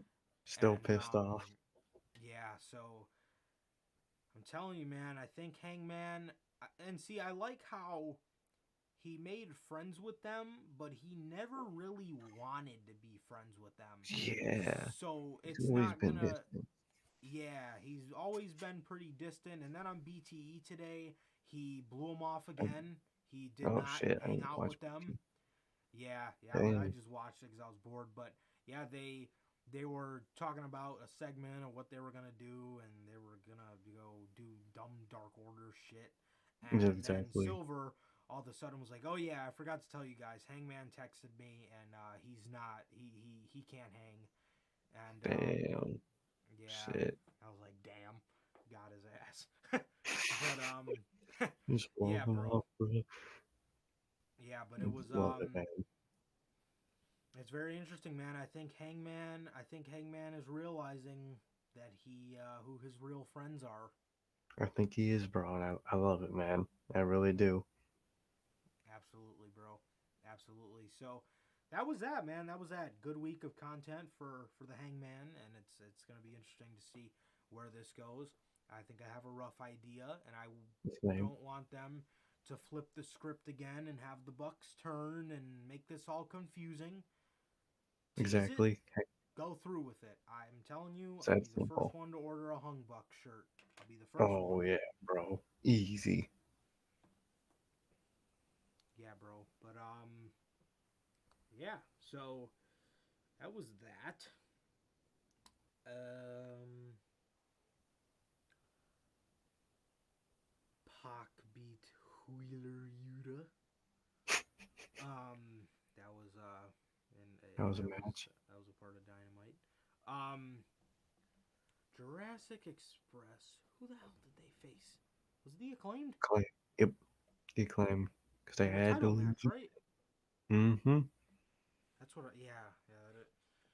Jurassic Express defended the tag team titles against Anthony Bowens and Max Caster of the Acclaimed. And what do you know? The They claim Acclaimed lose. lose again. Man, they gotta stop with that shit, bro. They really do. They're the resident fucking. They really are the resident jobbers for Bro, the time being, bro. they are the main event tag jobbers, bro. They really They are. put them in singles matches to lose tag Bro, matches. Holy shit. Do this with like the best friends, bro. Don't do it with I'm the saying, acclaimed. bro. I'm saying, bro, like what the fuck? Holy People like dude, you're actively killing the the steam these like bro, people love them. People exactly. They love get Max massive Caster and pops. Anthony Bowens, bro. Like it doesn't make any sense, and you just keep on having them fucking lose, man. I don't know what the deal is here, I really but don't. I mean, come on, dude, come on. Like these guys need to be pushed, bro. These guys They need to really be do. pushed. I don't know why you're pushing teams like Best Friends above them. I don't know. Okay. I genuinely do not know, man. Speaking of tag teams, FTR have fired Tully Blanchard as Thank their manager. God. God, man, thank the fucking Lord, dude. It's like Thank the dead weight fucking Lord, fucking man. getting rid of the dead weight episode. Tully, Inner Circle. God damn. Thankfully. As soon as they put Tully with them, bro, as soon as they It was put Tully with them, man, everybody, oh man, this is great. Bro, that shit was never it. I'm gonna just be honest, bro. That shit was. It was well. I didn't. No, I take back what I was gonna say because I was gonna say that point where he was like helping them win and like helping them be strategic. oh, I hated FTR that. doesn't need that. Exactly. They do it on their own. They need Didn't this old ass man holding their legs on the rope for them to win the match. like what? Come on, man. They did that shit Come in on, NXT in bro. the most creative ways possible. Just those two. Come I'm on, bruh. telling you, They bro. don't Those need guys were Tully's a older. different. They were a different breed of fucking Mm-hmm. intelligent in They were. NXT, dude. Come on, bruh. Incredible. They really were. No, man, and I mean, it was never it, man. It was never it for me, and that's just me being No, honest. I know there's a lot of people. I know there's a lot of people loved it. that are these, AEW could never do anything wrong and they don't want to admit it. But now that we're looking back in hindsight, what did he do for them? What did he do for the group? Nothing. What did he do for the group? You know what I mean? He stunted them. That's what he did. He did, bro. It was trash. It was trash. And that's a fucking truth. And these old heads, they like seeing their guys on TV. They like seeing Tully and Arn Anderson because they have this thing. They have this pipe dream that the Horsemen are gonna be back in AEW one day, bro. It's not it's not 1989, bro. No one exactly, cares about bro. this shit. We can do away with this. We really can, bro. We don't need this. What does Tully Blanchard need to be with FTR for? What did he add to the group that they didn't already have themselves? Intelligence? They already had that. I don't know why. I don't Nostalgia, understand. they already had it. They had everything already. They did not need that man. Gladly, he's gone from them. No, man. I mean, they need to go back to that old fucking theme song. They need to not use a remastered version of somebody else's theme song. This is FTR, not Midnight Express. I don't know how much I can stress that. Exactly, bro. Just exactly. because it's a classic thing does not mean it's good. It doesn't fit them. Sir K says this all the time, they were old school before they were coming out to... Bro, I mean, come on, bro. They're coming out to fucking Wii Sports music, man. Exactly. They were always old school. They don't need to fucking show it. If people called them an old school tag team in WWE, what was so drastic? What did they need to transform to being old school so much for? What did they need Exactly. it for? Everyone always knew they were old school. That's what they were referred to as in NXT on the main roster. Come on, bro. They didn't need any of that shit. Everybody always called them an old school tag team. They didn't need fucking a remastered version of a different team's theme song to be old school and wear fucking robes and have some 1940s disco font as their FTR font. I mean, what? That's why I loved when they first debuted in AEW. That FTR truck and shit, that's a subtle way of being old school. Yes, that old school ass truck rolling up in that shit was sick. And now it's just Midnight Express. Come on, bro. So unoriginal. But please, let's go in a better direction with this. Truly. Please. Tully's gone. They talked about Dax was talking about how he needed to get right for his family or something like that. And Tully said, when I first came with you guys, this was about championships. And I feel that the focus isn't there anymore. Dax grabbed him and told him, like, yo, something about his family, like just kind of getting his point across. And Dax was, Cash kind of broke him apart, and he was like, yo, leave him alone, you're fired. And exactly. Walked off, so thank fucking God, man. I cannot say this shit enough about FTR, bro. They did not need Tully. They did not need to wear fucking old shiny robes. They did not need a 1940s disco font. They did not need a remastered version of a different team's theme song. They need to be FTR. They need to be the Southern Boys. That's what worked. That's what, when you hear them cutting promos recently, it doesn't hit the same as when they were those fucking cocky Southern pricks that knew they were the best tag team on the planet, bro. Like, that's what they are, bro. Exactly, and they were bro. just as old school then, so exactly, bro. Why all this is needed. Literally, bro. Literally. God. I feel a weight lifted off my shoulders. Bruh.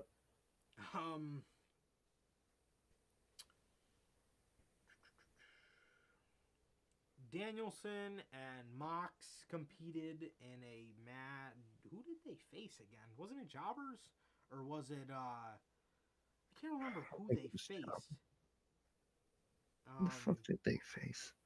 Oh yeah, well, pretty much. It was J.D. Drake and Oh yeah, and someone fucking his else. old partner, whatever the fuck his name was, Yeah, J.D. Drake and uh, his old Anthony tag partner. Henry. There it goes. There it goes. I've never heard of Basically, Anthony guys. Henry. I know who J.D. Drake is. J.D. Drake's actually pretty damn good. Yep. But he is stuck in the Wingmen, or his tag team name with Anthony Henry is the Workhorseman. Yikes, man. Sometimes the '80s were a plague, bro. Goddamn. But yeah. So Danielson and Mox beat them no problem. They were embracing each other. They were kind of excited without being excited. They were fist bumping and shit. So Mm-hmm. Tony Schiavone gets in the ring and he's interviewing William Regal and he says it's nice to have him in AEW. Regal thanks Tony for being on TV with him for the first time in 27 or 28 years on TBS, and he thanked him for teaching him so much when he came to the United States, and he kind of just hyped this tag team up, bro. And he just Yeah, I can't really remember exactly what he was talking about, but just kind of how he makes a better professional wrestler, and that's kind of what he's here to do, man. So exactly, man. It was really dope hearing William Regal speak. Really dope with that fucking tag team, bro. It's dope all around, bro. It really yeah, is. yep, yep. Absolutely, bro. Great stuff, and I can't wait to see more from him, bro. I really can't. Truly, bro. He's gonna be great. Um, Hell yeah. uh, Thunder Rosa beat legit Layla Hirsch. Oh, Or sorry, shotgun. fun size Shayna Baszler. Um, Damn. so she beat her and advances to what got announced as a steel cage match against Dr. Britt Baker, DMD, That next should be week pretty for cool, the man. women's title. So I wonder if we see Rosa win the damn belt there. Hopefully, bro. Hopefully. Mm-hmm. Wardlow.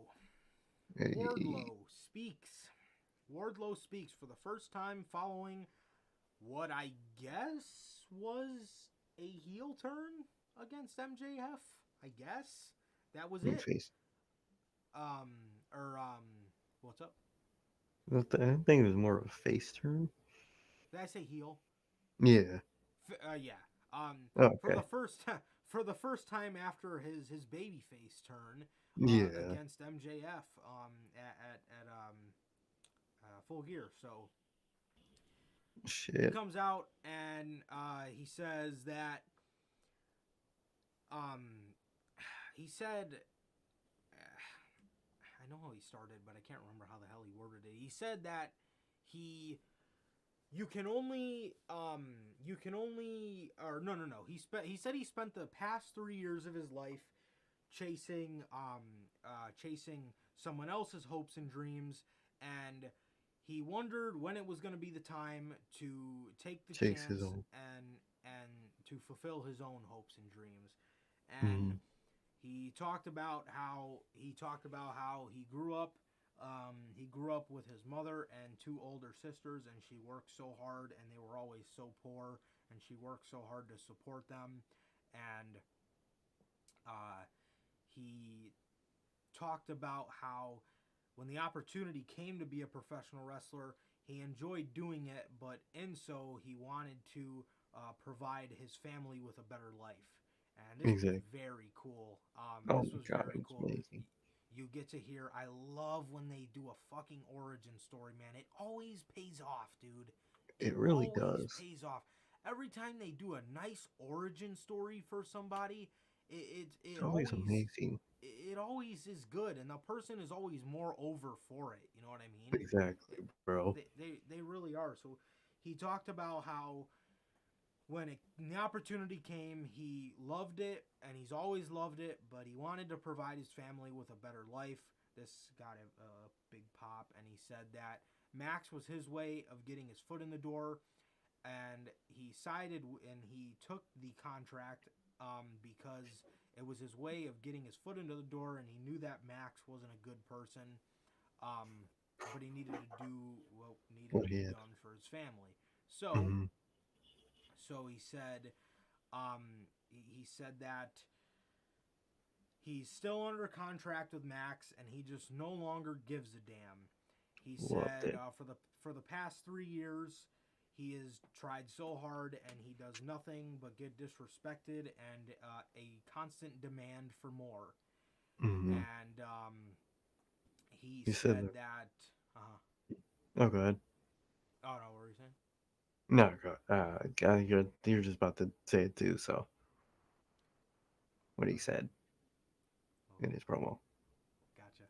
Okay, so yeah, so he talked about, like I said, how he no longer gives a damn about MJF's contract, and he says he did provide him with the chance to put his foot in the door, and for that he thanks him.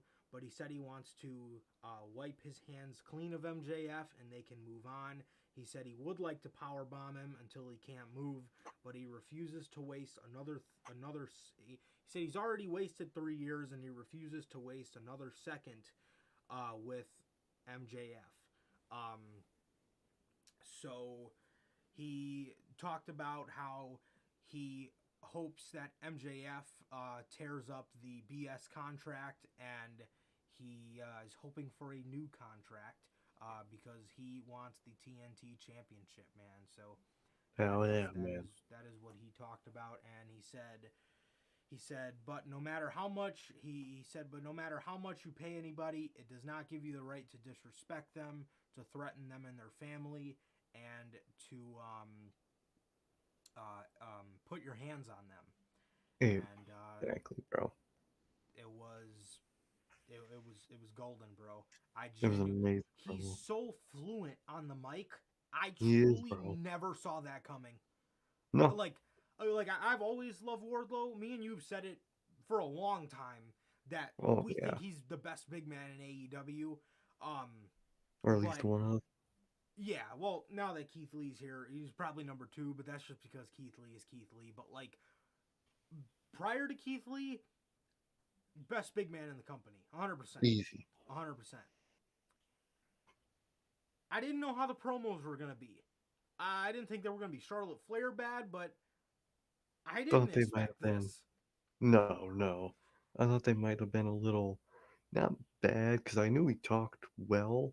I thought they might have been a little choppy, Mm-hmm. but they were not. He was so fluent, man. He really was. He was so fluent, dude. It's like, man, like incredibly fluent, bro. He was talking about how when he signed the contract with Max, he didn't he was ready to let himself out there, and he said little did he know he was walking out of one cage and stepping into another, Mm-hmm. and he cut a fucking promo for the ages, man. And like I said, he gave us like an origin story of himself and why he wrestles and what he wrestles for, and it all makes sense being that he was a bodyguard from JF. He kind of took a shitty job, you know, Mm-hmm. just to get into AEW as being Max's bodyguard, just to provide for his family. And yeah, and then he said that even though he's still under contract, he no longer gives a damn, and he he wants to fulfill his own hopes and dreams, and he's tired of fulfilling MJF dreams when all he gets is disrespect and the demand for more. So Hell yeah, it's man. and yeah, I love the origin story. This is why Loved it. Wardlow wrestles. This is what he wrestles for. You know what I mean? These are This his is why goals. he's here. Yeah, exactly, Mm-hmm. bro. We love it, bro. Love it. I I love to see it. I love to fucking see it, man. But it's gonna be good. This guy Tony Khan said it a while ago on a media scrum. Mm-hmm. When somebody asked him about the possibility of him letting Wardlow walk to WWE in 2020 something, whenever his contract's up, 3 or 4, 2023 or 2024. Yeah. And Tony Khan said that, he's happy to have Wardlow for a very long time. He said then Wardlow's one of the breakout stars in wrestling, he believes. And then Wardlow came out and said WWE had their chance multiple times to sign me, Yep. and they never did. And they Until never he went did. to AEW. And yeah, if you ever Wardlow sent the crowd home in Cleveland. Yeah. And if you listen to that and you just listen to how grateful he is to be in AEW and how his dreams have truly came true, It's I truly really super think this dude yeah. might be an AEW lifer, and I I think can he's see gonna it, do man. great. Hell yeah, man. Hell And yeah. yeah, and honestly, bro, if you got MJF as your world champ, who's gonna beat him? Exactly. It makes sense. It really does, and I wouldn't mind it. I would be happy. Mm-hmm. Yeah, bro, he is a stud, bro. He is a stud. Like I said, like Sir K said, thought his promos were gonna be a little choppy. No, that Not in the completely slightest. came out of left field. I didn't think he was going to be bad, but No. like Sir K said, maybe a little choppy. Maybe he needed to work on a few things, but holy Not shit, at all. I didn't It was expect that. I didn't expect literally that. amazing, man. So fluent. He didn't stutter. He didn't trip over his words. He didn't forget his lines. He just cut a fluent fucking promo, and it was amazing. It was truly amazing. Exactly, bruh. Yeah, great Loved stuff, it. bro. Great stuff here by Wardlow, man. Yeah, amazing stuff here. Truly. And Matt Hardy is getting booted out of the Hardy family office. He's standing in the ring and he's looking at Andrade, Butcher, and Blade, and he has Private Party behind him. And this completely came out of left field. I don't know where the hell this came from, but Matt says, "I hear you've been wanting to fire me from my own company." I was like, what? Don't know when that happened. Like, dude, if you knew you were going to do that, like, can Set you it have up. Andrade, like, tweet it out or something? Like, Something. something like, I don't know, things need to change in this business or something like that. I don't know. Have him tweet out something. Have Charlotte tweet out something for him. I don't know, man. But Literally. yeah, bro, I don't know where the hell that came from, but it's whatever. And he says, thumbs up. This is some kindergarten shit. I don't like the way they did this at all. Thumbs No. up if Matt Hardy should be fired, and thumbs down if he should stay. Or thumbs up if he should stay, thumbs down if he should be fired. What And is he this? says, A man, 7?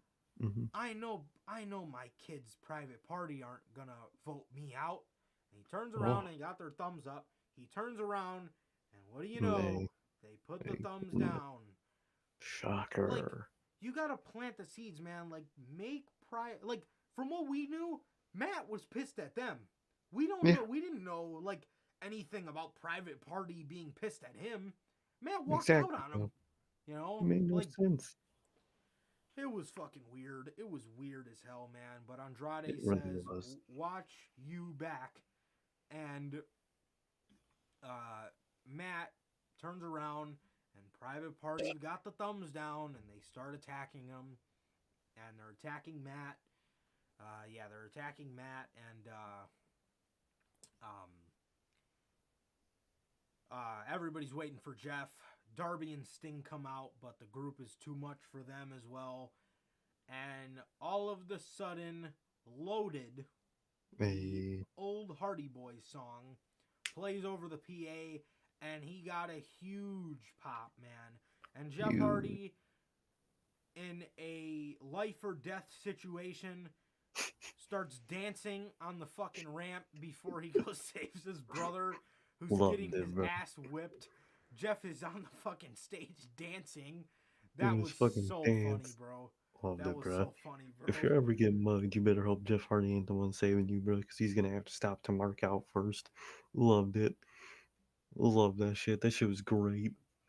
Yeah, he gets in the ring, takes them all out, man. He took out, I think it was Blade. Did his whole move set to him, hit him with the twist of fate, hit him with the swanton. Him and Matt hugged, and they stared down Darby Allin and Sting. I Wow. love seeing Jeff Hardy face to face with Darby fucking Allin, bro. That is Finally, bro. One of one the of my biggest dream dreams. matches, bro, and I'm stoked, bro. Double Oh or yeah. nothing. Double or nothing, bro. Jeff Hardy Oh versus yeah. Darby Allin. Let's get it. Do it, bro. Do it. We've been saying this match ever since AEW started. It finally Yeah, can dude. happen. You'll love to see it. Hmm. That shit was amazing, bro. I'm so happy for Jeff. That shit Me was too, great. bro. Yeah, he truly looked very stoked to be there, man. Hell yeah. Yeah, awesome debut, man. Hell Great yeah, man. addition to the roster. And in the main event, Sammy Guevara versus Scorpio Sky for the TNT Championship. Mm-hmm. They they put out a pretty good match. Sammy Yeah. Guevara went for a 630 randomly in the match onto the outside, onto a table, and he missed. He missed, and he Oh, landed right on the table, and it broke. And he stood there holding his ribs, and all of a sudden, Tay Conti came out and just starts helping him. And I they showed guess. Paige Van Zant in the front row. And Yeah. that night she got signed on that Wednesday, and I knew where it was leading. I was like, Oh oh yeah. yeah, they're signing Paige tonight, so I'm sure that's where this is going. And she came out there, and it was just like really weird. It was She's really just out weird. Like, there. yeah, it was like really like, dude, where the fuck were you at when he got fucking crucified in a ladder match? When he Exactly. fucking fell on the damn ladder and bent his back over it, like, dude, where the hell were you? Like, bruh. So Don't make sense, bro. she comes out there and she's like touching on his ribs, and he's like just moaning and groaning as they go to commercial. I'm like, dude, how many times have you did a 630 and missed, and now Literally, you bro. break your ribs? It was fucking weird, man. It was weird. Shit was real But weird. yeah, I don't necessarily know I want to see Sammy Guevara and Tay Conti's relationship be involved on TV. TV. That I would really make about don't. as much sense as Anna Jay and Jungle Boy on TV. Like, Exactly. they just really have nothing to do with each other. It's Just how it is. mm-hmm. But yeah, she's out here helping him.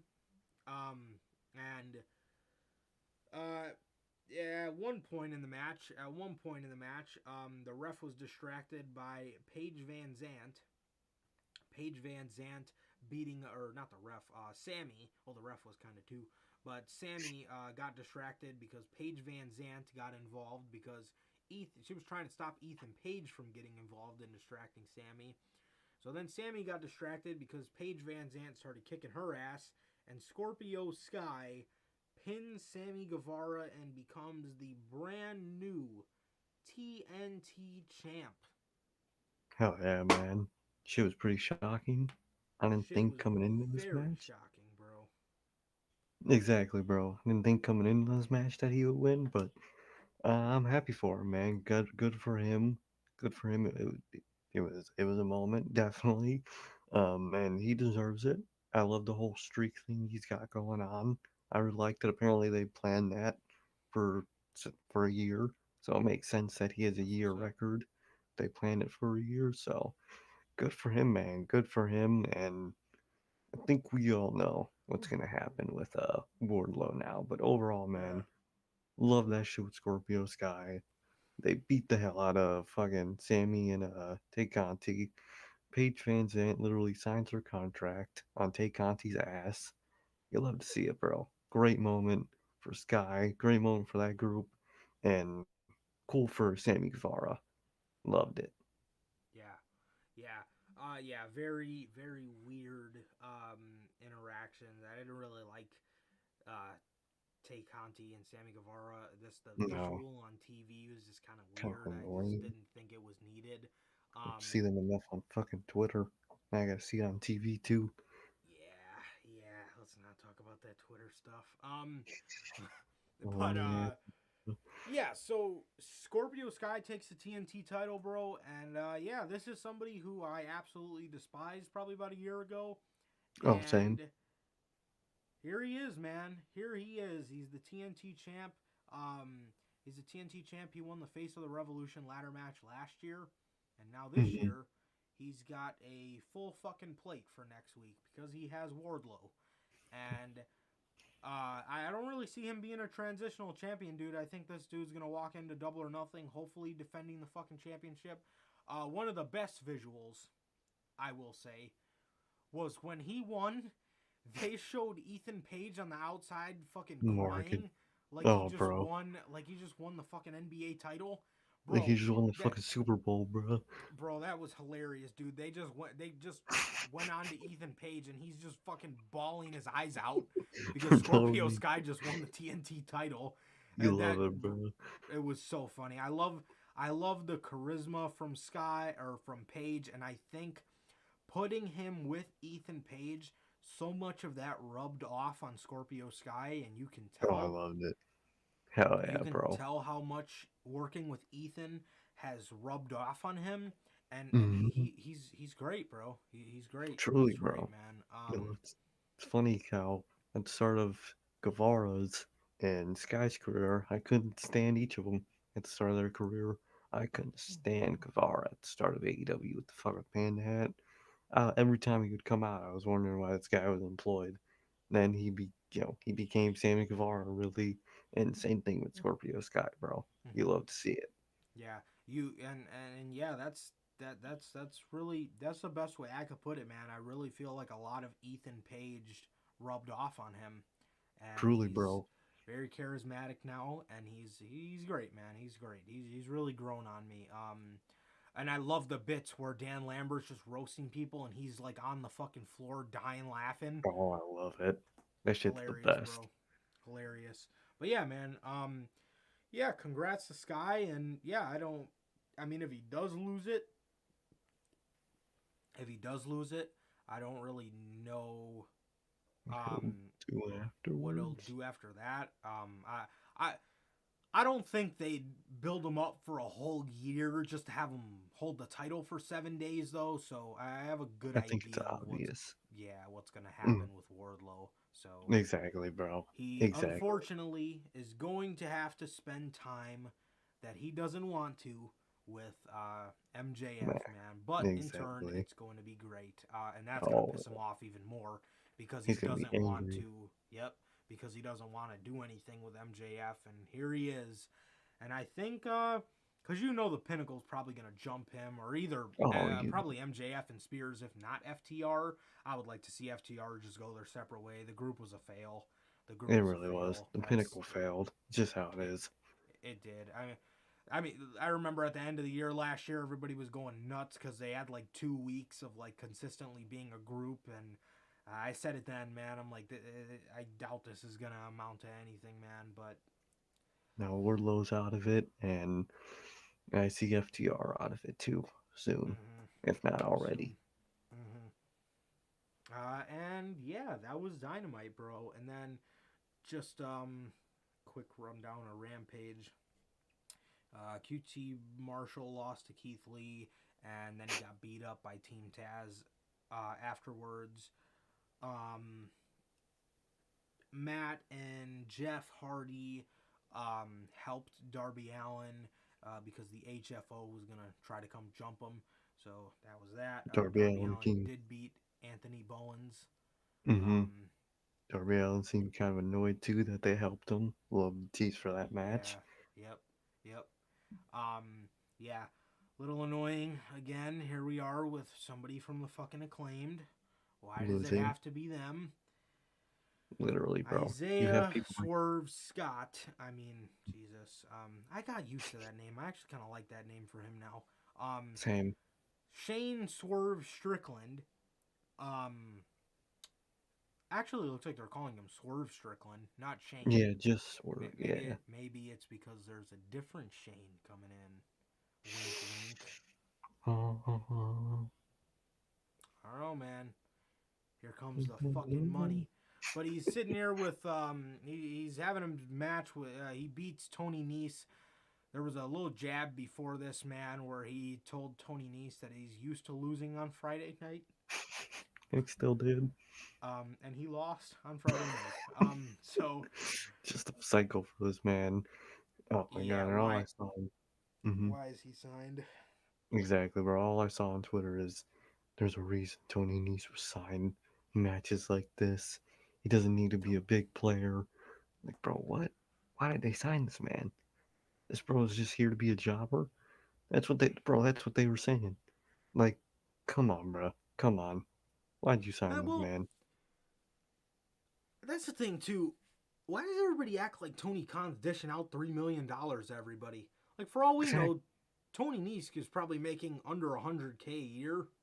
He's probably making NXT money, bro. Close to. I I'm don't think sure. that bad, but Yeah, around it. yeah. He ain't making no. He ain't even making fucking. Uh, he ain't even making Gavarro money. You know what I mean? No, Come on, bro. no. So, I mean, if you want to have him around, but like, if that's the case, man, like, sign people like, if you want to have like jobbers on your roster, you know, and you don't really want to pay them that much, sign a Heath Slater. You know what I mean? Like, Exactly. Sign a don't notable don't jobber. don't sign people that people know are good and then do Mhm. nothing with them. You know what I mean? Exactly, bro. It just makes no sense to me. Because it's like Tony Nese can easily be in like a ROH doing great shit. You know? Exactly, bro. But Exactly. but you know, sign if you want like guys that you just want to pay the bare minimum and you just want them to do job stuff, sign someone like a Heath Slater or something, or sign, you know, I don't know, don't sign people that people know are good, because then Exactly. all you're gonna get is, He oh, they should be don't know doing how to use people and he should be doing so much more. exactly, bro. But Exactly, man. either way, I'm not really gonna sleep over it. I'm not really No, a big fan of Tony Nese, to be honest. no. I never I really, really saw the hype personally. yeah, not at Not even all, in not this at all. match. I mean, Swerve was dope, and Tony Nese is kind of just there, really. But Swerve had a good showing, obviously, man, and I'm kind of scared for him, man. I really fucking am, man. But love Swerve, bro. Hope they do something with him, bro. Truly, truly hope they Hmm. do. Yeah, absolutely. And then what happened in that Britt Baker match? It was Hayter versus Martinez. Oh Um, yeah, it was. Fuck. I couldn't tell you. let me see. I had no idea something happened with Burt Baker. Yeah, it looks like Hayter beat her. Yeah, it looks like Hayter. Yeah, Hayter did beat her, and that was Uh-huh. it, man. That was it. And then Thunder Rosa Cool. came out to help. So that was Rampage, man. So that was Rampage. Yeah, Yeah, man. that's everything, bro. That's everything. So with that, that is gonna do it for this edition of Notorious Unscripted, ladies and gentlemen. This has been episode 82 of Notorious Unscripted, man. And with that, thank you guys for sticking with us through the night. Thank you guys for Sorry. sticking with us through the night. Again, I apologize. Um, I am just tired of this, and I don't know. This computer has a mind of its own, or OBS, or I don't know, whatever's fucking up has a mind of its own, man. So, but exactly. regardless, I appreciate you guys sticking with us in the wee hours of the night. We really appreciate it, man. But yes, for the people that couldn't catch it, I'm sure you guys will be able to watch us on all platforms soon, man. So, with that being Hmm. said, that is gonna do it for this edition of Notorious Unscripted. Once again, always a pleasure for my Johnny Mayhem. And Sir K. And that is going to do it for this edition of Notorious Unscripted, ladies and gentlemen. We will catch you guys on Friday with episode 101. Ladies Okay. and gentlemen, please like, comment, and subscribe. Thank you guys again for sticking with us, and we will see you guys on Friday at 4 p.m. Central. We'll see you guys Friday. Peace.